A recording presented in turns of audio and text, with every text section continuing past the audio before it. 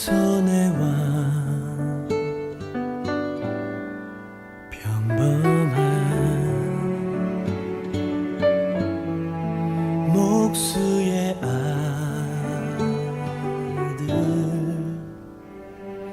주 종으로 오신 죄인을 섬기신 창조주 주의 손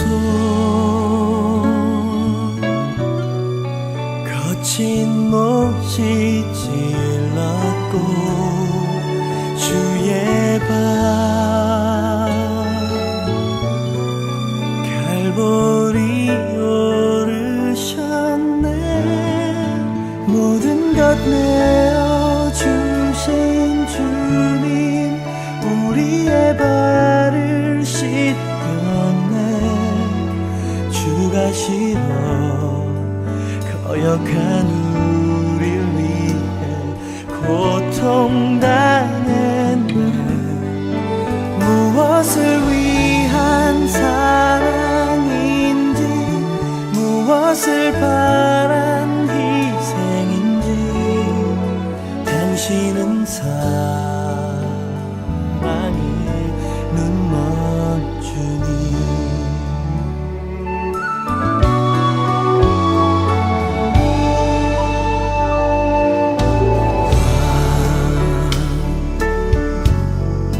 겸손의 왕 머리 들고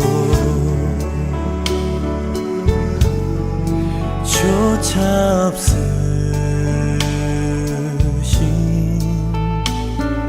주 종으로 오신 그 겸손 날 기원하네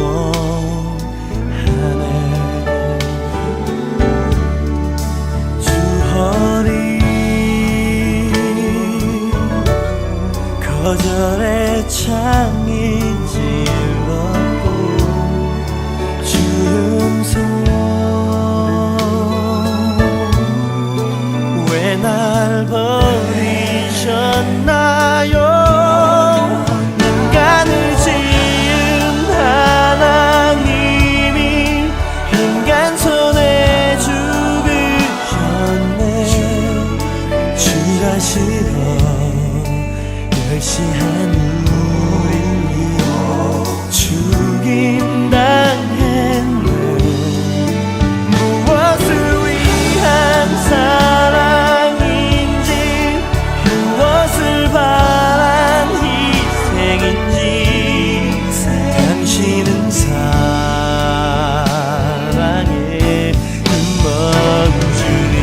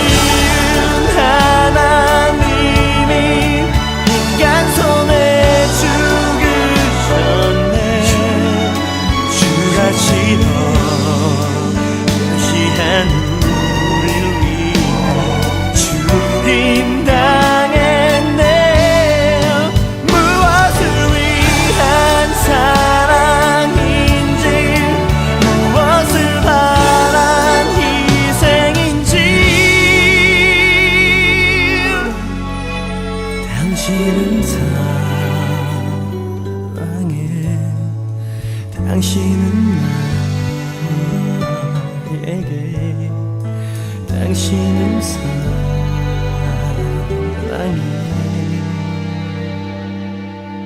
눈먼 주님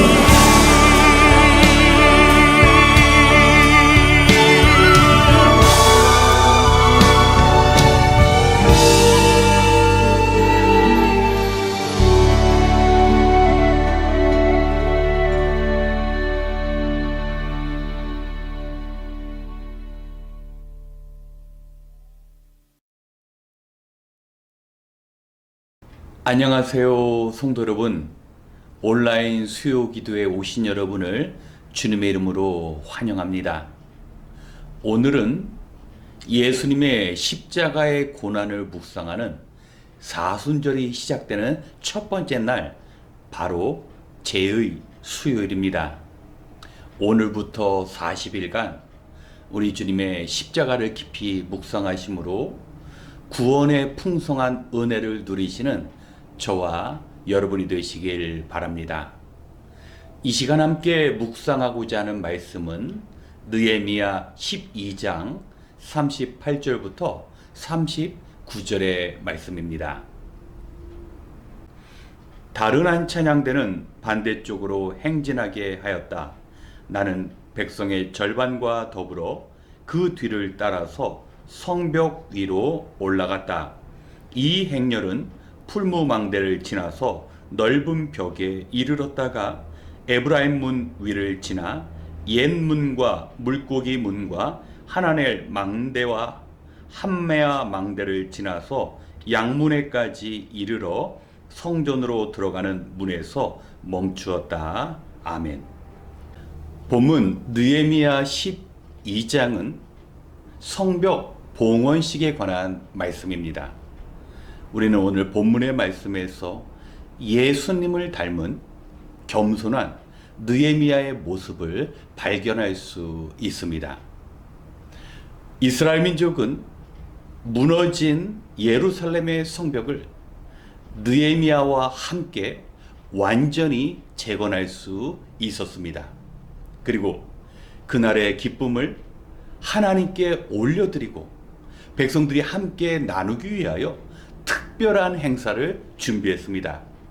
바로 완공된 예루살렘 성벽 위를 걷는 특별한 행렬이었습니다.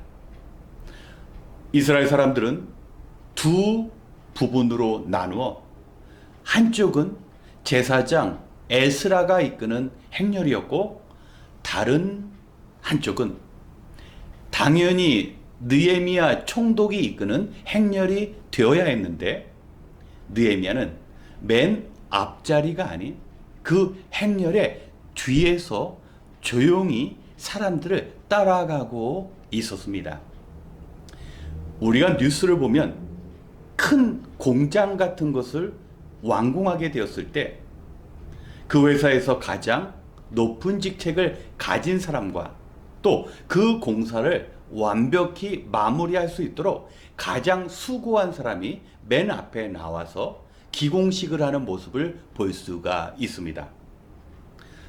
이러한 생각대로라면 예루살렘의 성벽을 완성하는 데 있어서 가장 수고를 한 사람이 느헤미야였고, 또 가장 높은 직책을 가진 사람도 총독 느헤미야였습니다. 느헤미야는 페르시아에서 왕과 함께 가장 호화롭고 또 안락한 생활을 하고 있었습니다. 그런데 고국에서 들리는 그 안타까운 소식 때문에 모든 걸 포기하고 예루살렘에서 공사를 친히 지휘하고 이스라엘 백성들과 함께 어려움을 겪었습니다. 그리고 그 12년 동안의 기간 동안 그는 당연히 자신이 받아야 할 권리인 모든 월급을 포기했습니다. 그리고 산발락과 도비아와 같은 이방인의 멸시와 공격도 다 감내해야 했습니다. 그렇다면 이 공사가 완벽하게 이루어졌을 때 직책으로 보나 또 이 공사에 기여한 바를 볼 때 당연히 느헤미야가 앞에 서서 사람들의 주목을 받아야 했습니다. 하지만 느헤미야는 겸손의 모습을 보였습니다. 마치 우리 주님께서 하나님의 그 말씀 때문에 이 땅에 연약한 인간이 되어서 목수의 가정에 태어나고 하나님께서 주신 모든 그 권리를 포기한 채 마치 죄를 짊어지고 가는 어린 양과 같이 작고 연약한 존재가 되신 것처럼 느헤미야 역시 자신이 내세울 것이 많았지만 그 모든 건 감추고 낮아진 모습으로 이스라엘 민족을 섬긴 것입니다. 성도 여러분, 하나님께서 함께 하시는 사람의 특징은 바로 이러한 겸손을 갖춘 삶입니다. 예수님께서 천하 만물을 창조하신 창조주 되심에도 불구하고 작은 인간이 되신 것처럼 페르시아의 왕궁에서 고위 관직의 삶을 포기하고 한 사람의 일꾼으로서 예루살렘 성벽을 완공한 느헤미야 역시 겸손의 사람이었습니다. 하나님께서는 하나님의 나라를 세워가는 데 있어서 우리 주님 닮은 느헤미야와 같이 겸손한 사람을 찾고 계십니다. 아니, 우리가 겸손한 삶으로 하나님의 말씀에 순종해야 합니다. 이번 사순절 동안 우리는 예수님의 겸손의 모습을 닮아갈 필요가 있습니다. 친히 우리를 구원하시기 위하여 섬기는 종의 삶을 살아가신 예수님, 인류의 구원을 이루시고자 하는 하나님의 계획에 순종하시기 위하여 말없이 하나님의 계획을 이루신 예수님, 우리 또한 하나님의 나라를 세워가는데 하나님께서 갖고 계신 그 계획대로 순종하는 겸손한 삶을 살기 원합니다. 이번 사순절 기간 동안 예수님 닮은 겸손으로 우리를 향하신 그 구원의 기쁨을 마음껏 누리시는 저와 여러분이 되시길 주님의 이름으로 축원합니다. 함께 기도하겠습니다. 참 좋으신 하나님 감사합니다. 수요일 저녁 한 주의 절반을 지켜주신 하나님께 감사하며 남은 한 주의 절반을 하나님께 맡겨드리기 원합니다. 우리가 말씀 앞에 설 때마다 하나님의 말씀이 우리의 어두운 마음을 밝히며 우리가 하나님께 기도할 때마다 간구하는 그 기도가 우리를 변화시키며 문제를 해결하는 능력임을 삶 속에서 체험하기 원합니다. 하나님, 우리가 먹고 마시는 일로 인하여 영원한 세상을 준비하는데 걸림돌이 되지 않도록 인도하여 주시옵소서. 또한 모든 것을 다 내려놓았다고 말은 하지만 여전히 붙잡고 있는 것들이 있습니다. 우리의 손이 빈손이 되어야만 하나님께서 주시는 것을 받을 수 있사오니 채워짐을 소망하며 우리의 것을 내려놓을 수 있는 굳센 믿음 주시옵소서. 이제 같은 마음으로 기도하려 합니다. 특별히 시간을 내어 기도하는 우리의 기도가 땅에 떨어지지 않고 가족과 교회를 어려움으로부터 지켜내는 견고한 기도의 보호막이 되게 하여 주시옵소서. 오늘의 기도가 우리 자신과 세상을 변화시킬 줄 믿사오며 언제나 평안 주시는 예수님의 이름으로 기도드렸습니다. 아멘. 먼저 겸손의 삶을 위하여 기도하기 원합니다. 오늘의 말씀을 기억하면 예루살렘의 성벽이 완성되고 모두 기뻐하고 축하하는 그때 느헤미야는 축하 행렬을 이끌고 맨 앞에 서는 것이 아니라 사람들을 뒤따라갔습니다. 느헤미야가 없었다면 성벽 공사는 불가능했습니다. 느헤미야로 인하여 이스라엘 백성들은 온갖 반대와 모함과 조롱을 이겨낼 수 있었습니다. 그가 총독이었기 때문에 그는 호의호식할 수 있었지만 백성들의 어려움에 동참하기 위해 12년 동안 자신의 권리를 포기하며 살았습니다. 느헤미야는 우리 주님께서 우리를 위하여 행하신 겸손의 모습과 같았습니다. 우리 예수님께서 창조주 하나님의 자리를 버리고 이 땅에 오셨지만 자신을 드러내지 않고 하나님만 나타내는 겸손의 삶을 사셨습니다. 겸손이 바로 주님을 닮아가야 하는 우리의 마음입니다. 이 시간 우리가 자신을 내세우고자 하는 그 마음을 누르고 주님처럼, 그리고 주님 닮은 느헤미야처럼 늘 겸손의 삶을 살아갈 수 있도록 이 시간 우리 자신을 위하여 기도하겠습니다.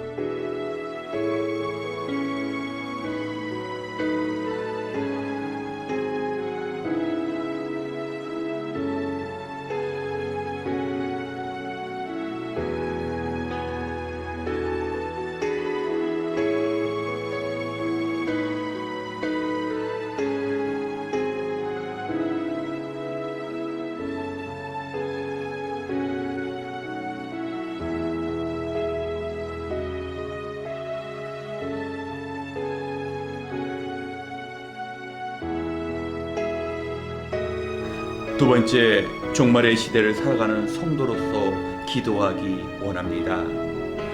우리 주변에서 일어나는 일들 가운데 결코 우연히 일어나는 일들은 없습니다. 전 세계가 예상치 못한 코로나 바이러스로 고생을 하고 이제 고비가 끝나는가 마음을 놓으려는 이때에 러시아의 우크라이나 침공으로 인류는 또 다른 위기에 직면하였습니다. 예수님의 말씀이 담긴 성경을 보면 마지막 때에는 견디기 어려운 환란이 임한다고 경고하셨는데 우리가 살아가는 지금의 세상이 그러한 어려움의 세상일 것입니다. 우리가 영의 눈으로 세상을 볼 때 사람들은 주님을 모르고 기쁘고 행복하게 살아갈 수 있을 것처럼 보이지만 주님 이 땅에 다시 오실 때 그들은 영원한 형벌의 자리에 벗어날 수가 없습니다. 우리에게 긍휼히 여기는 마음이 있어야 우리가 주님 부탁하신 영혼 구원의 삶을 실천하며 마지막 주의 오심을 준비할 수 있습니다. 이 시간 마지막 때를 준비하는 지혜롭고 충성스러운 성도로 살아갈 수 있도록 함께 기도하겠습니다.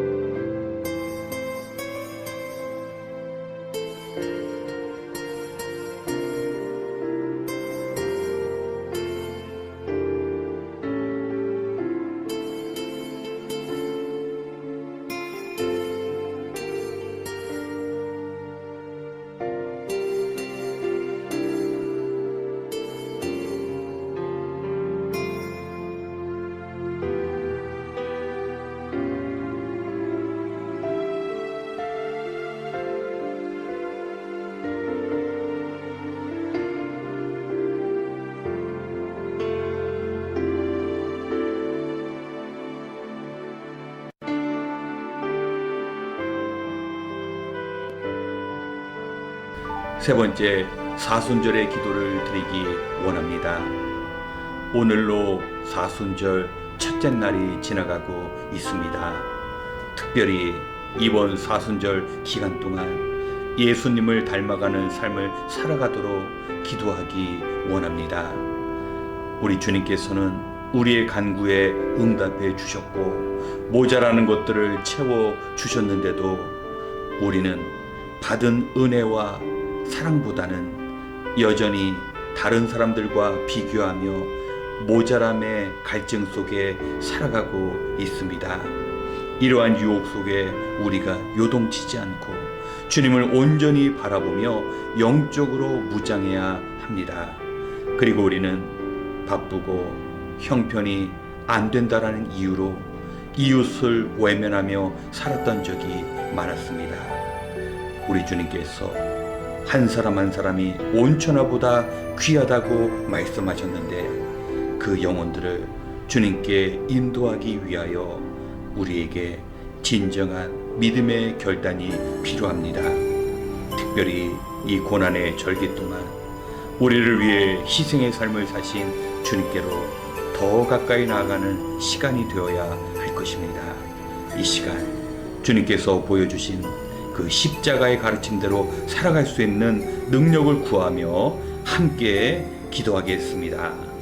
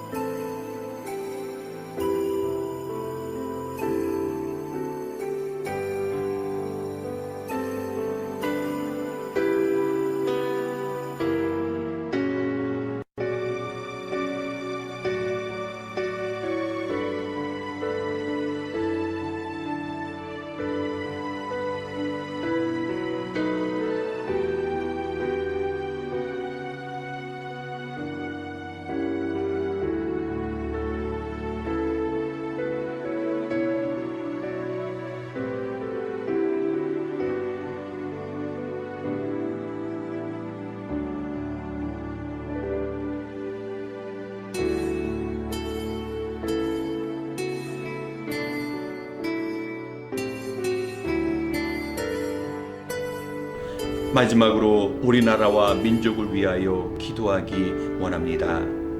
어제는 3.1절이었습니다. 과거의 역사를 보면 우리 신앙의 선조들은 나라의 어려움 앞에 늘 자신의 삶을 내던져 나라를 구했습니다.